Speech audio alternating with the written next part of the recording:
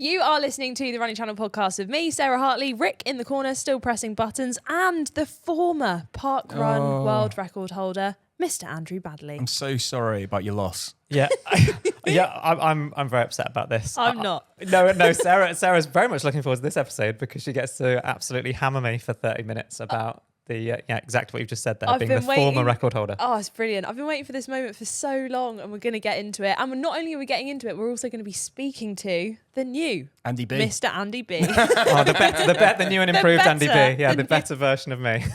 Let's get into it. So before we dive into the parkrun news, let's start off. Rick, how's your week been? Oh, I mean, it's been quite difficult because obviously I've been getting over what happened at the weekend. But I was at parkrun, and then I found out pretty soon afterwards that it happened. I had a decent run at the weekend though. It was hot. I didn't get anywhere near a PB, and I was just looking back to when I actually hit my 5K PB.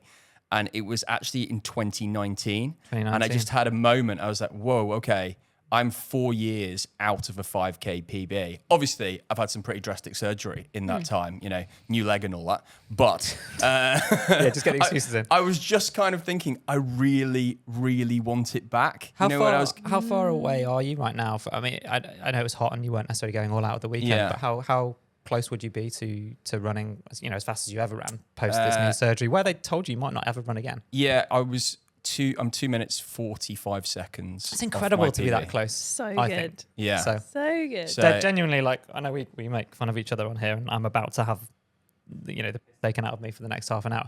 But I just think it's an amazing thing that you might not have been able to run at all. And the amount of hard work that you did put in that no one gets to see. No one ever gets to see how much people do in the gym or whatever to get back to that point. Oh, thanks, mate. No, I mean, it was just one of those moments where I was just kind of looking at it, and I did actually have to have Chantal remind me and go, Rick, it's been a long journey to get back here, and we never thought that these type of races would come back at all. So, and you're really only just starting. Like, there are a lot of things that I really want it, Sarah. Though I really want it. Like, I realised on Saturday how much I want it. Like, I just had one of those days. I was like, I went back through all my race results for like the last 4 years, obviously with a 3-year gap.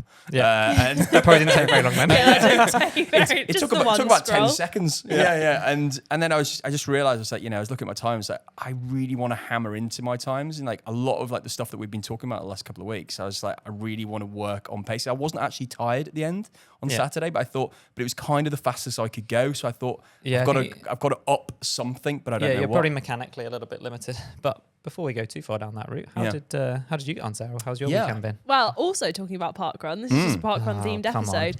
I had a lovely run. It was my birthday, so I dragged all of my friends to parkrun. Yeah. This year, only one of them did it. But I've said now that this is going to be year in, year out, we're doing this. So I've said in the next 10 years, they each have to have done it once. Sarah, I feel like this is a recurring theme. You try to drag your friends to running, either races or parkruns. And most of the time, most don't come. Oh no, the incredible thing was though, so the reason I wanted to do it is because it was my 50th parkrun, which when I first started running, that was one of the most long-standing goals I've ever had. Like that, and they were on opposite ends of the scale. I wanted to run 50 parkruns and I wanted to do a sub 20-minute 5K. Still quite far away from the second one, but I've got 50. Did you get your name read out at the beginning?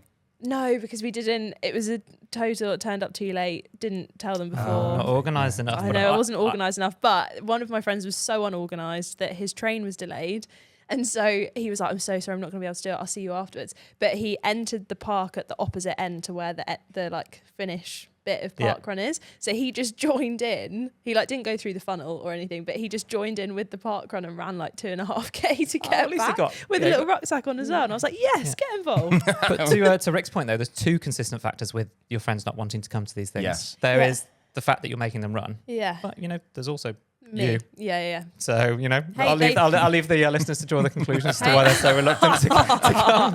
You know what? I'm glad we know what's coming. Yeah. You know what? I'll allow that on the fact that we're about to riff into you for the next 20 minutes, but they did all turn up, Andy. So. Yeah, nice. And I did have some other running before the news about parkrun. So actually last week, we filmed a video which I'm quite proud of. I haven't seen the final outcome of the video yet. But we recently had done a 20-minute 5K where I ran a 20-minute 5K whilst talking about it. You ran a bit too fast there, I didn't you? run too fast, yeah. But then we stepped it up. We were like, next time, we're going to get Andy to run a 45-minute 10K and talk everybody through what it should feel like, how you could go through all of these different, I suppose, emotions, the mental approach to it, how it might feel.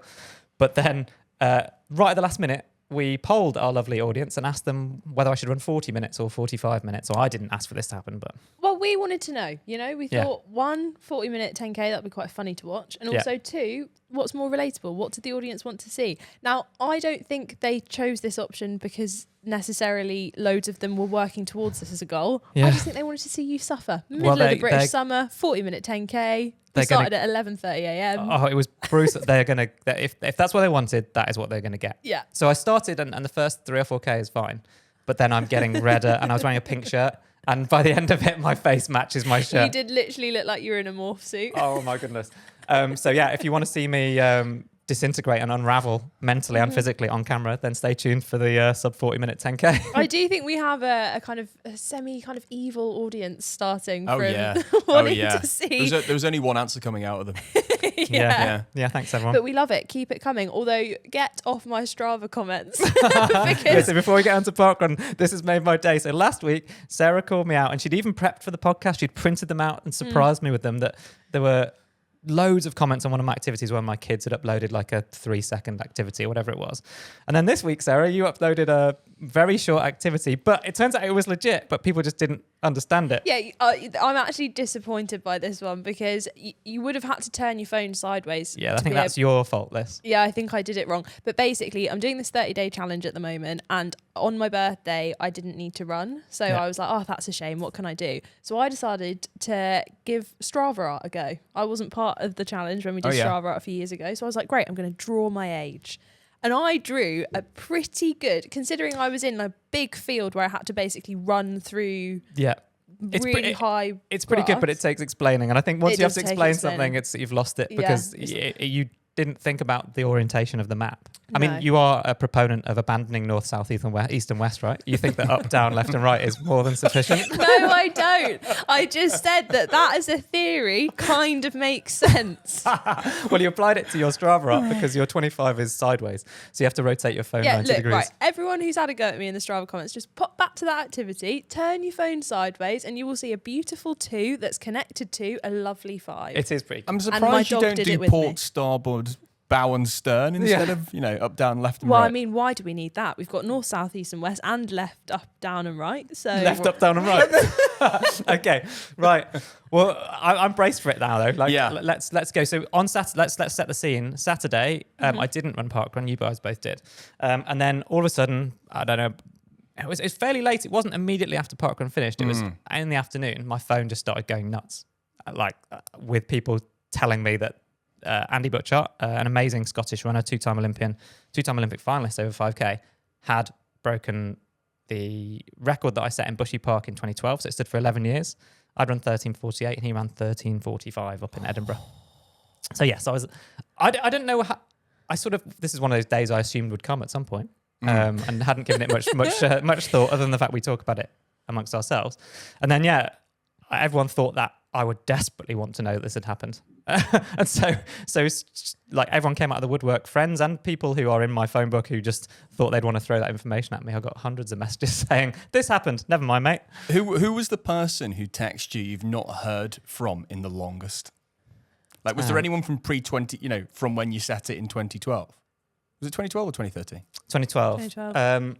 There was definitely people I haven't been in touch with for literally years. Yeah. Did you reply? Yeah, some of them were really nice. So it wasn't all just rubbing my face in it. But it was a strange human impulse that everyone's thinking, oh yeah, Andy's my mate.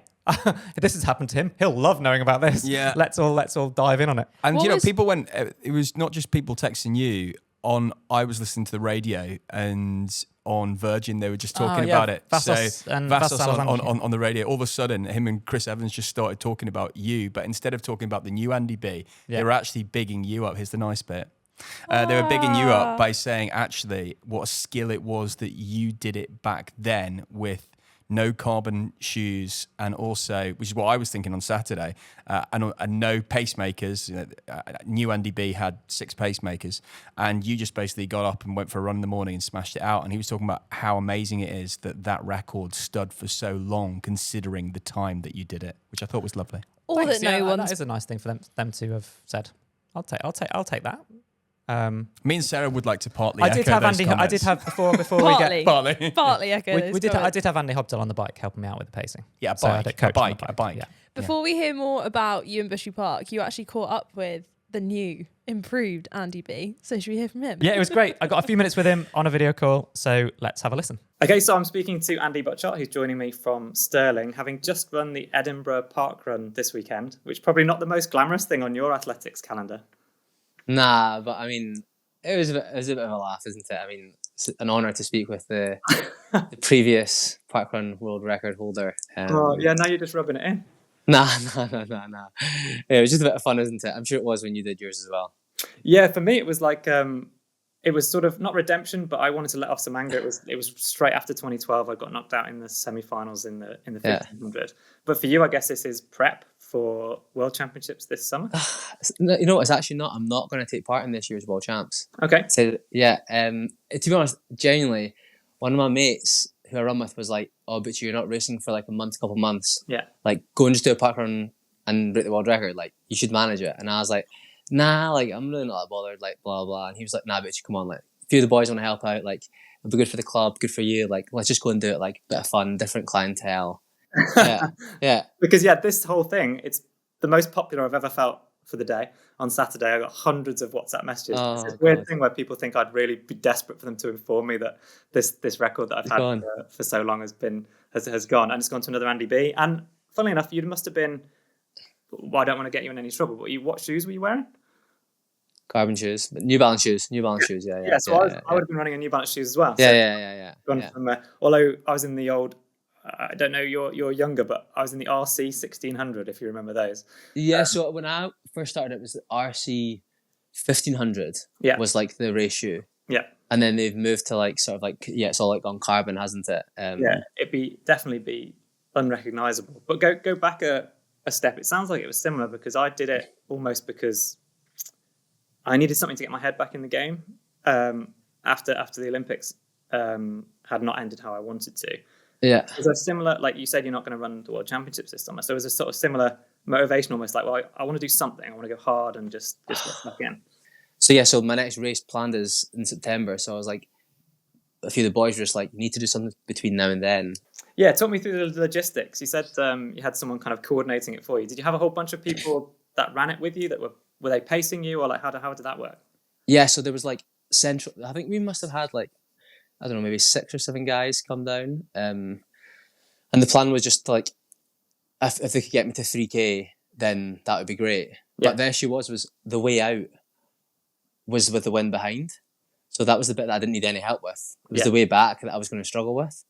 And then, so when we went out, they ended up only having like 2 guys kind of pace me at the start. Yeah. And then I kind of dropped them pretty quickly just because like I just knew I needed to get ahead of the time schedule. Yeah. And then like luckily when I flipped and I turned back, the guys who I'd dropped just jumped back on and then helped like from like 3.5K to 4.5K. Yeah. But my mile splits were like 4:19, 4:20, 4:32, something. So like I did drop. Yeah. So the wind definitely got me. Yeah. And it wasn't like a looped course, so you didn't have to like overtake, like pass people. Yeah, that's when it gets difficult if you are running really fast. If you get a 3-lap course or stuff, then you obviously want to be respectful because you know it's not a race. Yeah, exactly. Yeah, did you know like what were you like? Because I guess it must have been drifting away from you a little bit in the like you say into the wind. But then you did it by 3 seconds in the end, 13:45. When I saw the finish line, I looked at my watch and it said like 13:10 or something like that, and I was like, easy, I'm gonna easily get this. Yeah. And then like you don't realize how far away like things are when you're because you're not running on a track, right? You've got no gauge. No, you have no gauge. So like kind of like I was like relaxed at that point, thinking like, 13:10, like I've got ages. I didn't want to beat it by like ages. I wanted to like a bit of drama or whatever. Yeah, you want some. And, yeah. Yeah.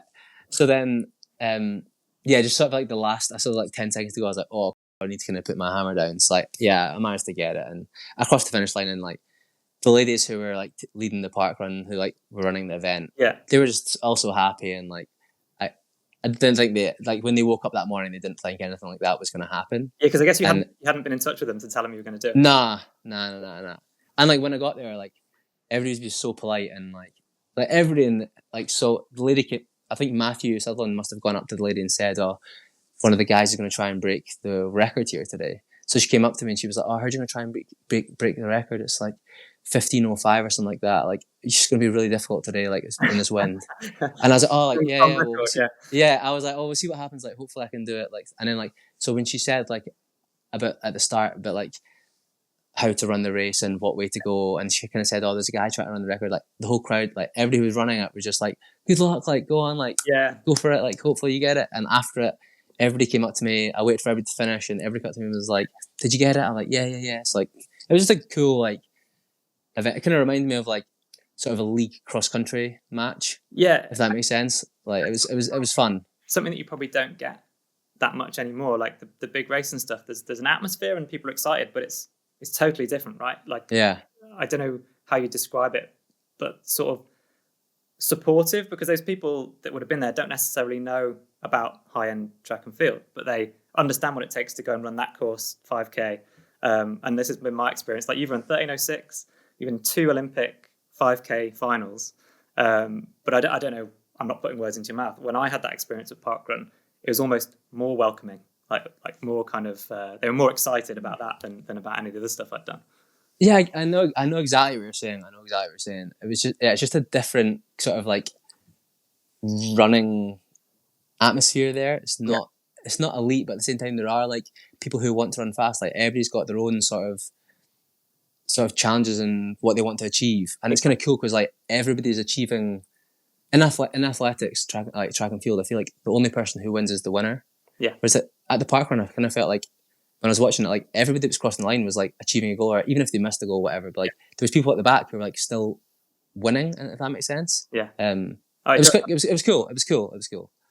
Yeah, that's the magic of it. Is that parkrun would definitely say it's not a race, but then I used to use it as part of my training and ended up running the time that I ran. So it's pretty cool to be able to speak to the person that's gone and smashed it. And then I wonder whether you think that people will, because it's been 11 years and no one's really.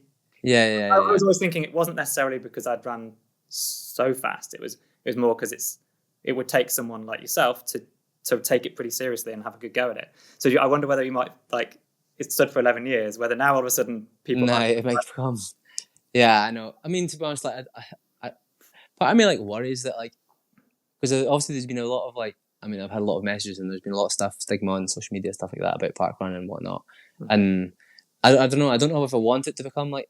I just want it to stay fun, as long as it stays fun. Yeah. And I know that's not going to change. Like, I'm not changing parkrun. I did it once, and I don't know when my next parkrun will be, like, when or if it'll ever happen. Who knows? Yeah. But it was just a fun thing, and parkrun needs to stay fun, and it is that. Yeah, I think you hit the nail on the head when you said it's kind of everyone's there. Some of them want to run a fast time, which is great, or a fast time for themselves, whatever that might be. And others want to just turn up and run as part of their social community, as part of their mental health, all of these things. And parkrun are really proud of that. I think their average time gets slower every year, the average finishing time, because that shows how inclusive it is. Yeah, it's something there for everybody. Yeah. One thing that you mentioned, did you have, I think some of the people that couldn't keep up because you were going so fast, the guys that you got there to pace with you, did they then jump in with you in the latter parts of the race to help you out into the wind? Yes, I think there was like, I'm trying to think, 1, 2, 3, 4. And there's like 6 or 5 guys that had kind of said like, hey, like we'll give up our run today to kind of help you. Oh, that's and then like, yeah, so it was good. And then like 3 of them helped on the way back. Yeah. That made all the difference, to be honest. It was just so windy. It wasn't like we did a session after, and one of the boys, the guy who was second, Jamie Crow, he's a very good runner.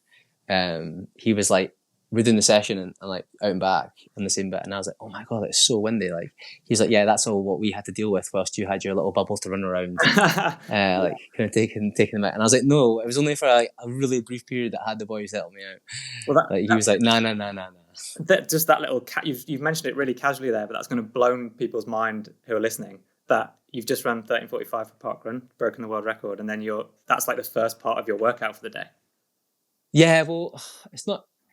I feel like all the guys that came down to help, like they had their own session through that morning, and they like kind of did my bit. So then I was like, well, whatever you are doing for your session, like I'll help out and do it for you. Like the Club Central AC are like really good at like helping each other out. So like if somebody wants to do something, whether it's like run a park run or whether it's break 15 minutes on the track or whether it's do a marathon, like there's people to help all the way.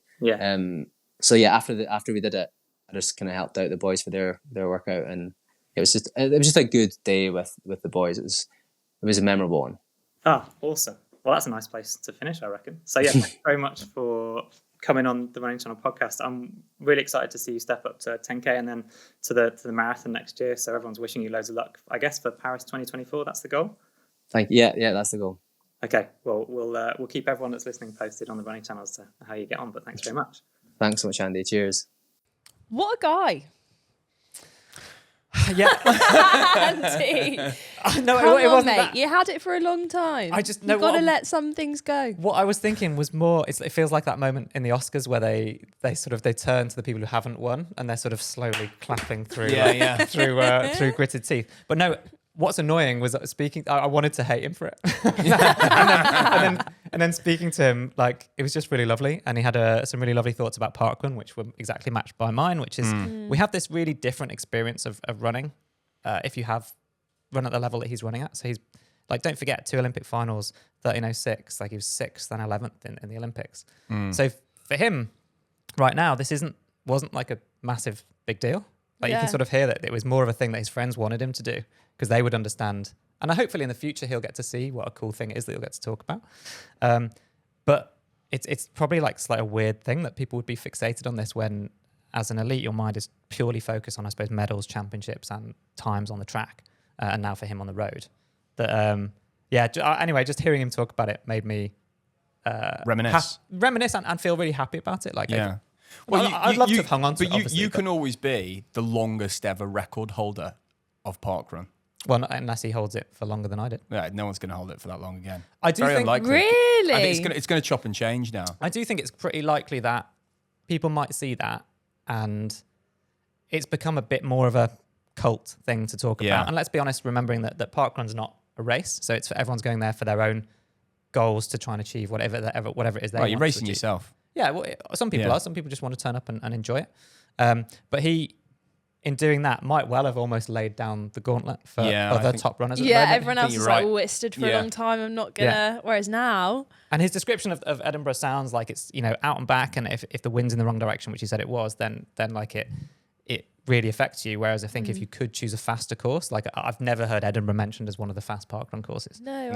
So I'd imagine that if someone chose to do one that's a bit more sheltered, like perfect road surface and all of that sort of stuff, then they could go even faster and maybe just completely put it out of sight. But it would be exciting to see if people kind of get inspired to go and do it. And what it requires is someone of Andy's level to take time out of the big races and go and choose to do it. I do think what's interesting as well is seeing whenever someone runs like either a personal best or a record like that or something big, I always find it interesting from hearing them talk about it, what they think is like the coolest element of that. Because what he was talking about, like you said, is the fact that he had the people from his club running with him and the pacers, and like his whole experience was like put through the lens of, we went out and did this cool thing. And like, it was really great that he had people that were willing to like go out and do that with him. Whereas my personal experience is when I've done something like that, I always want to talk about, like, break it down into every little moment. Whereas actually I'm guessing as an elite, the way that you're constantly thinking about races is like you and the other people that you were racing, which obviously he didn't have in that moment. So it's a time trial against himself, right, with other people trying to help him set this record. But I just think it is so cool that like he's going to remember that. That for him is special because he went out there with his group of mates and did it.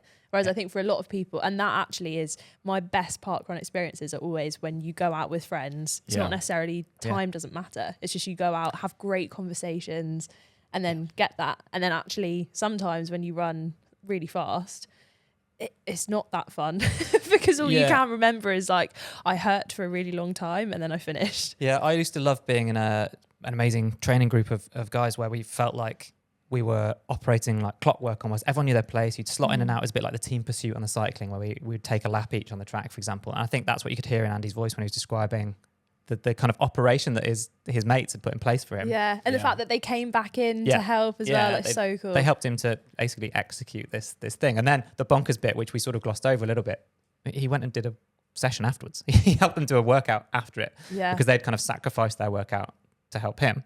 So he was then like, oh, I'll go and give back to them, not just fall on a floor and be sick everywhere, which is probably how I was feeling after mine. That's incredible. Absolutely incredible. But I think what I'm taking from that is sometimes the best races or like best runs will be with other people. So if you're stuck in a bit of a rut, either go to parkrun because just the feeling of other people running with you on a Saturday morning is enough. Like you don't even need to look at your watch. Yeah. Or if you are like working towards a 5k PB, get a group of people around you. Not only can they act as a windbreak. Yeah. Oh, we were reading an interesting study recently, weren't we, about where you need to position people to give you the optimum windbreak. Yeah. So get your ducks in a row. Actually, just what was interesting is it's one person directly in front of you and one person directly behind you. Really? Is the optimum, yeah. So you're in a little wind tunnel. Yeah, and then I suppose you could have people around you as well, but they tested various formations, and that was well, we might make a video about it because I think that's interesting. I think I'm a massive science geek. Yeah. So. When I went on that cycle ride, the lads did that in front and behind me. Yeah. Didn't make any difference at all. Still couldn't get up the hill. That's because you did no training at all. They attached some rope, winched you up the hill. Anyway, commiserations, Andy. Yeah, thanks very much. The one thing I'll remember from this week is just how smug Sarah Hartley is. Mm-hmm. But, you know, fair play to you. You didn't have carbon-plated shoes and you did do part of it on grass. So yeah, grass and gravel, Bushy Park, no road at all. And gravel. Yeah. Okay, you have my respect for that. I didn't have it before. No. Okay, fine. You have some, a little, 1%. Excellent. Well, you're listening to the Running Channel podcast, and up next we've got a little bit of news and then your questions. Right, well, I'm guessing, Andy, you've just been absorbed by parkrun all weekend, so...